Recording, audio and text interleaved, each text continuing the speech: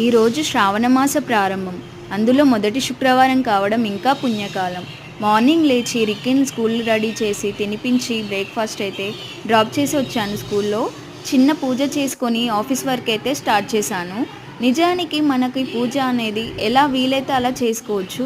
అది పెద్ద పూజనా చిన్న పూజనా అనేది కాదు. మన హార్ట్ఫుల్గా చేసే పూజకు మించింది ఏదీ లేదు అని నేను గట్టిగా నమ్ముతాను.